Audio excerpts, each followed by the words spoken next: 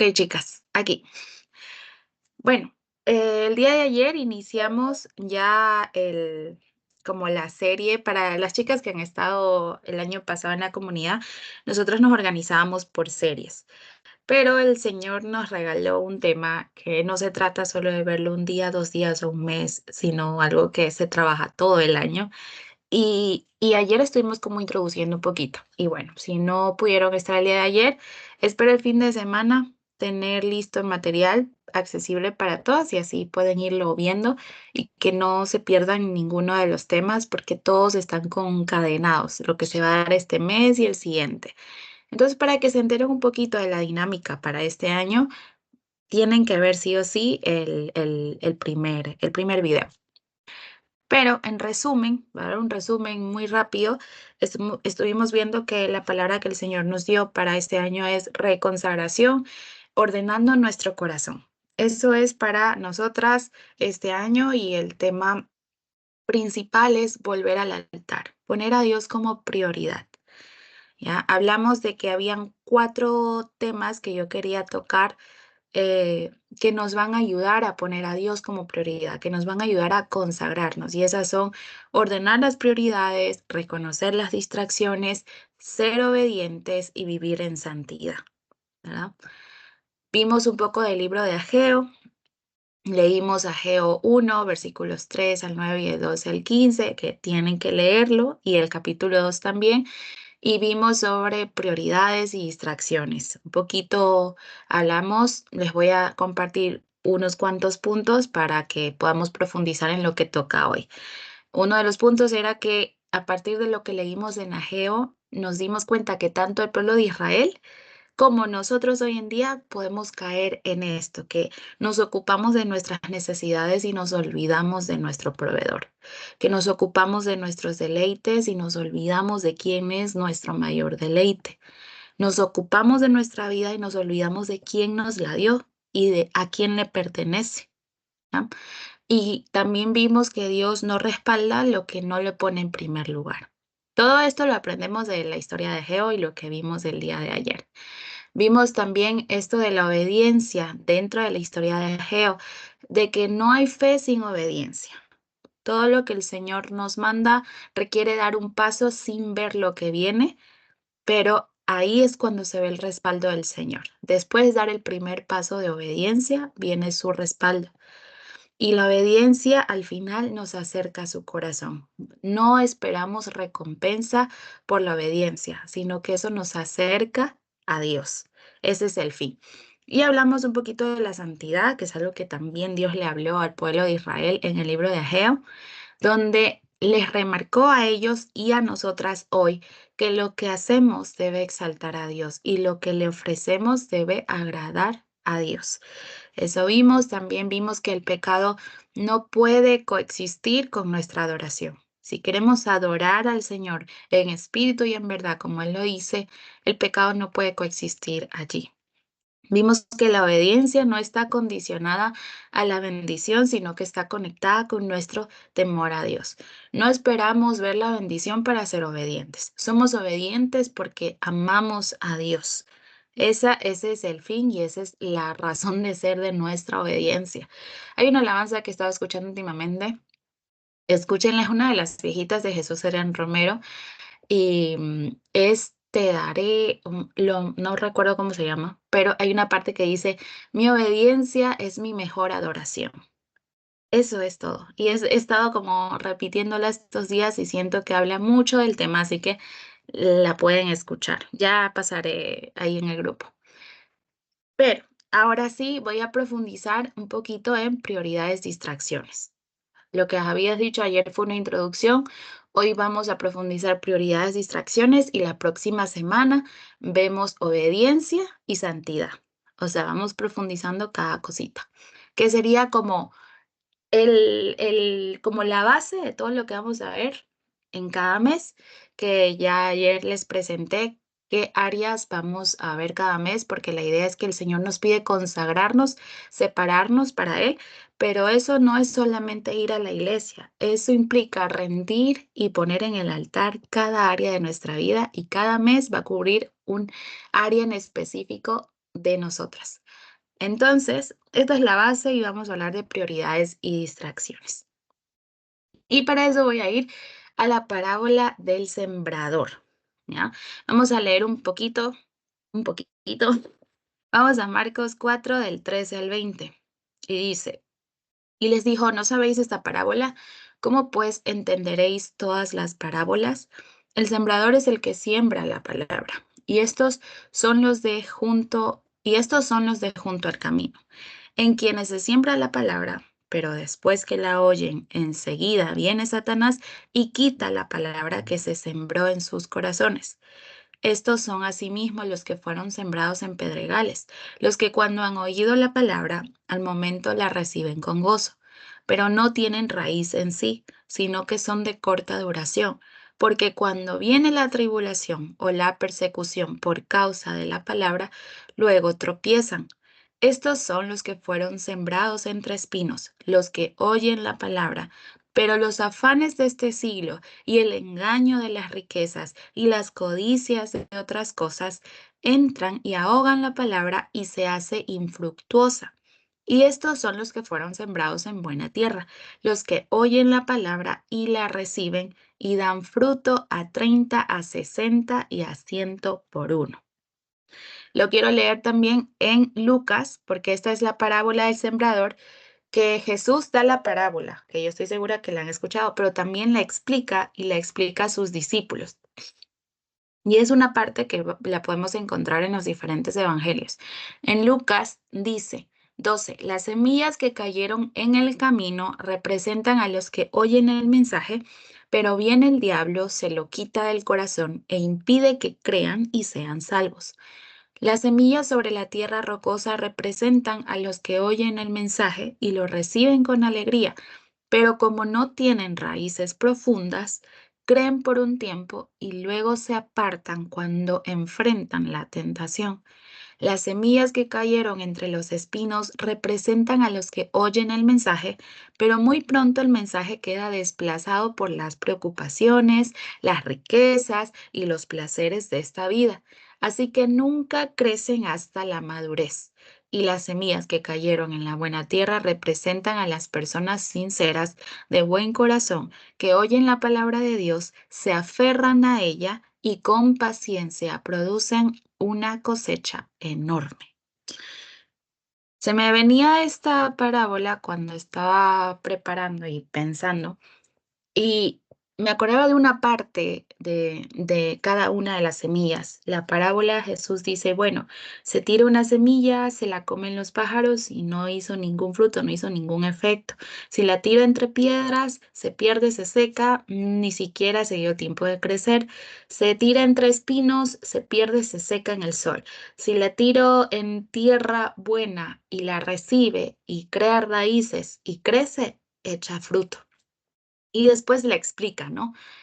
Y es interesante, aquí hay, yo siento que en una parte de una forma en la que la palabra deja de tener efecto en nosotras, si es lo que les resalto aquí, los afanes de este siglo, los engaños de las riquezas, la codicia, en la otra decía las preocupaciones de la vida, las riquezas, los placeres.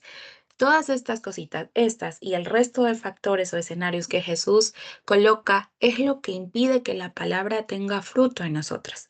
¿Por qué introduzco a esto? Porque la consagración va a venir de cómo renovemos nuestra mente y nuestro corazón con la palabra del Señor y en la búsqueda en la presencia y el rostro del Señor. Sin eso, sin llegar a esas raíces profundas, como dice Jesús, como explica en la parábola, vamos a ser llevados por nuestro corazón insensible, por nuestra carne, vamos a ser llevados por la tentación, por las pruebas, por la aflicción, vamos a ser llevados por las preocupaciones, lo temporal y nos desconectamos de Dios. Pero lo que Dios dice es, los que oyen la palabra y se aferran y con paciencia producen una cosecha enorme. Esas son las semillas que dan buenos frutos. Entonces, con esa introducción, una vida consagrada es el fruto constante de la palabra de Dios en nuestros corazones. La consagración o el decidir tener una vida consagrada es el exponerse día a día a la palabra de Dios y día a día a su presencia y día a día a su rostro. Y eso es lo que hace que cada área de nuestra vida esté rendida al Señor. Cada área. Entonces, ¿qué impide que la palabra de Dios traiga fruto en nosotras? Y aquí vamos a identificar cada cosita que Jesús explicó. Primero el enemigo, primerito.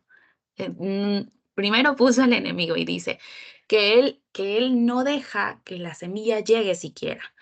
Y eso no lo puedo tomar como algo injusto y pensaba, bueno, ¿cómo es eso?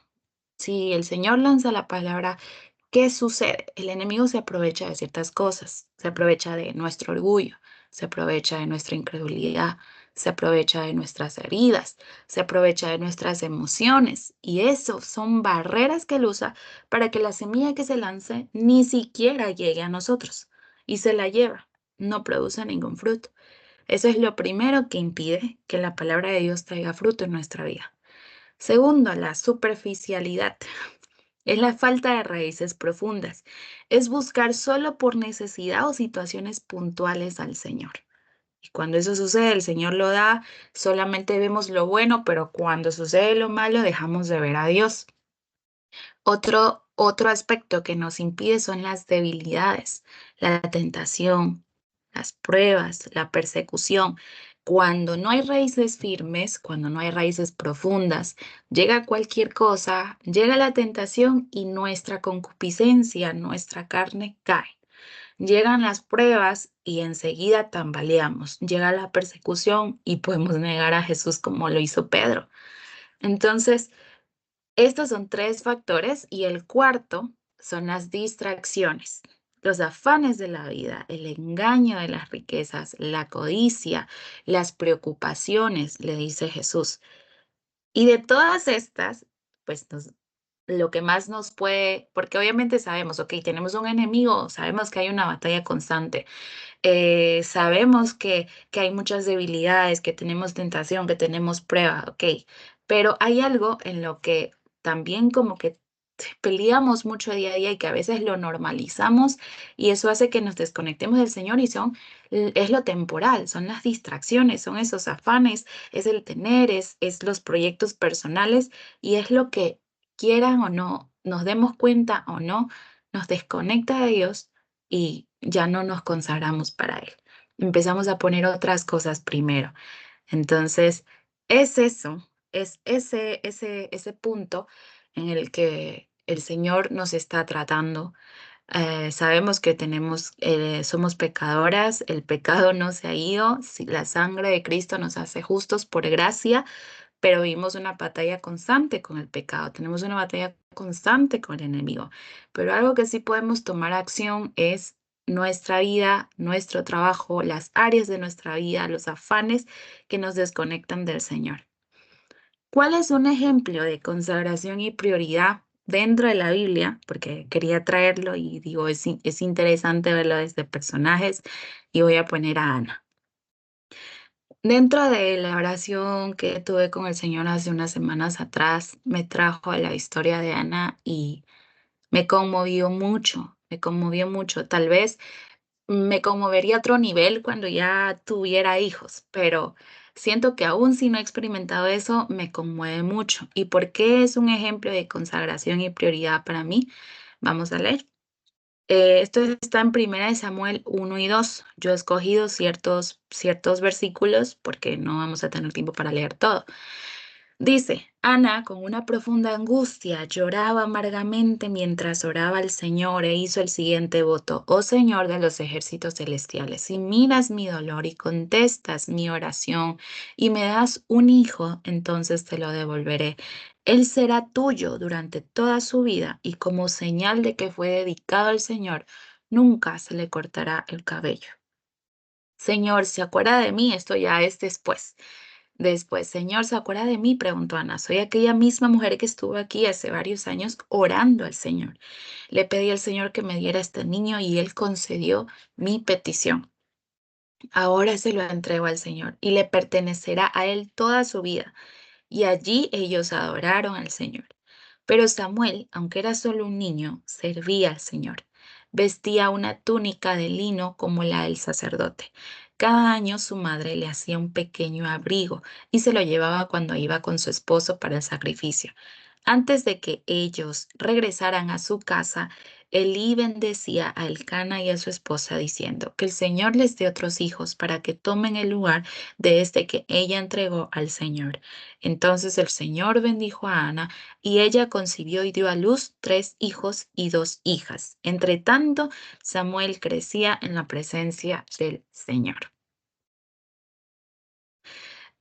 Me conmueve mucho la historia de Ana y creo que Ana tuvo que vivir una de las cosas más fuertes porque me imagino que pidió tanto por un hijo y al final el primero y sin la garantía de un segundo, un tercero, se lo entregó al Señor, se lo rindió. Aquello que más deseaba, el Señor se lo concedió, pero ahora ella se lo entregaba a Dios. Me encanta la frase, Él será tuyo durante toda su vida. Y así como esas cositas en nuestra vida se pueden convertir en tesoros peligrosos. Y para Ana, si ustedes leen una parte de la historia, cada año se daba estos sacrificios. Entonces se iban como al monte y bueno, era un lugar en específico, ellos tenían que viajar, era un largo viaje y lo hacían cada año. Pero ¿qué pasa? Me imagino a ella que ya tuvo a su hijo y que allá nació y que lo estaba y tal, le dijo a su esposo, le dijo, espera que lo destete y desde ahí ya lo voy a entregar al Señor. Me imagino que esos primeros 5 años para ella debió haber sido duro pensar que se lo va a entregar, pero al final se lo rindió al Señor. Cumplió los 5 años, dice, y lo llevó al templo y lo entregó completamente al Señor. Y creo que cosas como esas, aquello que más atesoramos, aquello que más queremos, cuando se lo rinde al Señor, eso es adoración. Y al final, sin garantía, Ana, de tener el 5 más por 1 que entregó, el Señor la bendijo. Entonces, aquí es cuando les digo, aquello que pedimos con más fervor puede ser nuestra mayor ofrenda o puede ser nuestra peor caída. Y siento que para Ana fue reconocer, esto es tuyo, Señor, me lo diste, esto es tuyo. Y cada área de nuestra vida debe estar consagrada a ese punto, esto es tuyo. Mi familia, mi trabajo, mi vida, mi tiempo, mi energía, mis finanzas, las relaciones, lo que hago en la iglesia, todo. Pero hay algo siempre que siempre le pedimos con todo el corazón. Y eso para Ana fue la mayor ofrenda, porque sabemos que ese niño, Samuel, se convirtió en un juez muy grande y donde Dios se manifestó de una manera increíble. Él fue parte de la historia de, de Saúl, fue parte de la historia de David y vemos cómo Dios se manifestaba y se movía a través de él y la presencia desde pequeño, él pudo escuchar a Dios. Entonces fue una de las mayores ofrendas que podemos ver y todo fue por Ana y su decisión de, me lo diste, aquí está. Pero también pudo haber sido la peor caída. Pudo haber sido el motivo de separación. Pudo haber dicho, no, ya lo tengo, Señor, tú comprendes que yo lo quiero. Tú comprendes y no haber cumplido y no haberlo entregado como lo dijo al principio. Y eso pudo haberla separado del Señor. ¿Qué otra cosita podemos ver? Ahora sí, ¿cuál es el ejemplo contrario? Vimos el ejemplo de la consagración, que fue Ana. Pero veo un ejemplo de distracción en el joven rico. Vemos una historia que es una conversación, un intercambio de conversación con Jesús. Y esto está en Mateo 19, del 16 al 30. Dice, entonces vino uno y le dijo, Maestro bueno, ¿qué bien haré para tener la vida eterna? Él le dijo, ¿por qué me llamas bueno? Ninguno hay bueno sino uno, Dios. Mas si quieres entrar en la vida, guarda los mandamientos. Le dijo, ¿cuáles? Y Jesús dijo, no matarás, no adulterarás, no hurtarás, no dirás falso testimonio, honra a tu padre y a tu madre y amarás a tu prójimo como a ti mismo. El joven le dijo, todo esto lo he guardado desde mi juventud. ¿Qué más me falta? Jesús le dijo, si quieres ser perfecto, anda, vende lo que tienes y dalo a los pobres, y tendrás tesoro en el cielo. Y ven y sígueme. Oyendo el joven esta palabra, se fue triste porque tenía muchas posesiones. ¿Qué vemos aquí? Sigo. Dice más adelante, entonces Jesús dijo a sus discípulos, de cierto os digo, que difícilmente entrará un rico en el reino de los cielos. Otra vez os digo, que es más fácil pasar un camello por el ojo de una aguja que entrar un rico en el reino de Dios. Y Jesús les dijo, de cierto os digo que en la regeneración, cuando el Hijo del Hombre se siente en el trono de su gloria, vosotros que me habéis seguido, también os sentaréis sobre 12 tronos para juzgar a las 12 tribus de Israel. Y cualquiera que haya dejado casas o hermanos o hermanas o padre o madre o mujer o hijos o tierras por mi nombre, recibirá 100 veces más y heredará la vida eterna. Pero muchos primeros serán postreros y postreros primeros. Es fuerte lo que, lo que le dijo Jesús al joven. Primero escuchó, le dijo lo que quería escuchar y me llama la atención la confianza que tenía este joven de lo he hecho todo desde mi juventud, de eso estoy segura, o sea que ya lo hice, ya lo hice. Y cuando Jesús le confronta y le dice, ok, si quieres ser aún más perfecto, pues vende todo lo que tienes, dáselo a los pobres y sígueme, y sígueme. Le tocó mucho a él, como para que sean muy específicos en la Biblia de decir se puso triste o se fue triste, es porque se notaba en su rostro.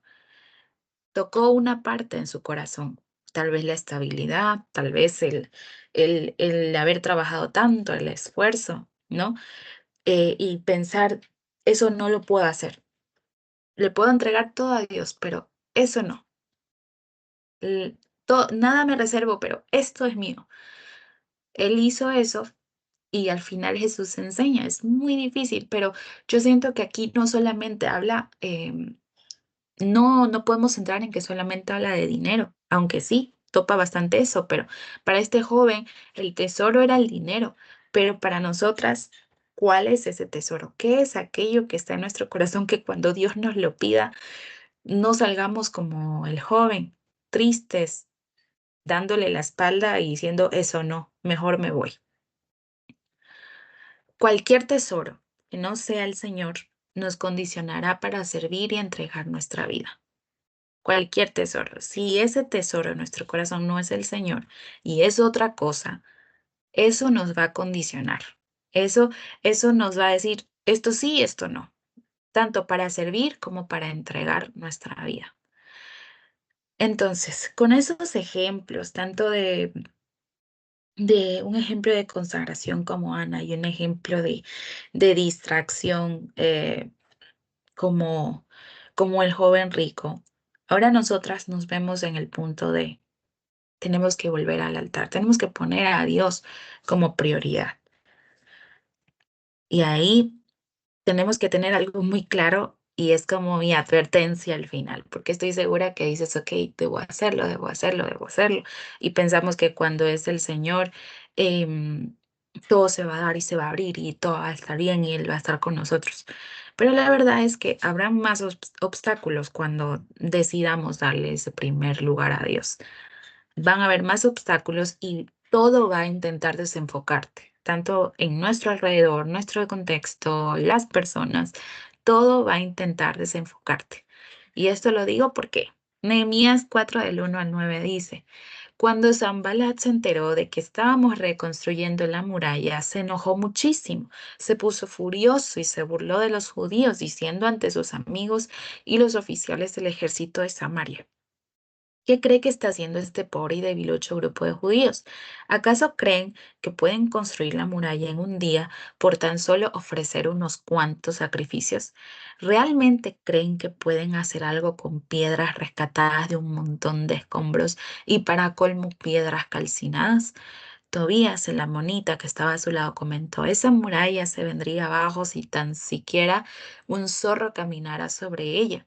Entonces oré, escúchanos, Dios nuestro, porque se burlan de nosotros, que sus burlas recaigan sobre sus propias cabezas y que ellos mismos sean llevados cautivos a una tierra extraña. No pases por alto su culpa, no borres sus pecados, porque han provocado tu enojo delante de los que construyen la muralla. Por fin se completó la muralla alrededor de toda la ciudad hasta la mitad de su altura, porque el pueblo había trabajado con entusiasmo. Sin embargo, cuando Sanbalat, Tobías, los árabes, los amonitas y los asdodeos se enteraron de que la obra progresaba y que se estaban reparando las brechas en la muralla de Jerusalén, se enfurecieron.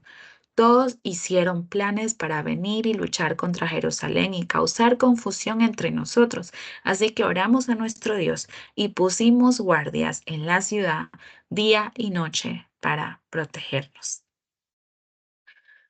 Estamos en una parte de la historia donde ya se está reconstruyendo físicamente el pueblo de Israel después de todo el exilio y tal. Entérense un poquito de esa parte de la historia de Israel. Pero sucede que empiezan a reconstruir y ya empiezan a levantar las murallas, pero los pueblos alrededor empiezan a ver eso. Y esto es una imagen clara de lo que sucede a nivel espiritual cuando tú y yo decidimos consagrarnos al Señor. El enemigo está pendiente, el enemigo está viendo y él sabe que un corazón consagrado es cosa fuerte. Y es ahí cuando empieza la batalla. Y así como le sucedió al pueblo de Israel, que empezaron a reconstruir los muros, que para mí es una imagen muy clara. Me encanta la imagen porque así como en Ageo, que lo vimos, que el Señor les mueve, dice, dejen de construir sus propias casas y empiecen a construir mi casa. Prioridades, esto es más importante, esto es lo que debe estar en su corazón. Acá también habla de reconstruir y lo están haciendo, pero una vez que están ya reconstruyendo los muros de la ciudad de Jerusalén, del pueblo de Dios, empiezan los alrededores, los enemigos a ver y a planear cosas en su contra y empiezan a querer crear confusión y a venir y pelear contra el pueblo. Y traer confusión es traerles temor y hacerlos pensar que Dios no está con ellos. Ese es el objetivo del enemigo y a nivel espiritual eso sucede. Pero al final lo que le dice, así que oramos a nuestro Dios y pusimos guardias de día y de noche para protegernos. Qué importante es tomar precauciones, no temer, sino, ok, hay que cuidarnos y el Señor está con nosotros. Entonces, la consagración es la mejor arma para el creyente, pero es la peor amenaza para el enemigo. Así que debemos tener mucho cuidado, debemos estar alertas con el Señor y saber que lo que estamos viendo, el tema que estamos viendo y lo que estamos tratando no es cualquier cosa, es algo que el Señor nos está inquietando y asimismo el enemigo no va a estar contento. El enemigo ya está tramando cosas en contra de nosotros. Así que tomemos como nuestra mejor arma que el Señor está con nosotros y confiemos en que Él nos va a ayudar durante todo el año para consagrar cada área de nuestra vida. Y esa es nuestra arma. Y el enemigo, pues ahí está, ¿no? Eso es lo que yo tenía que compartir.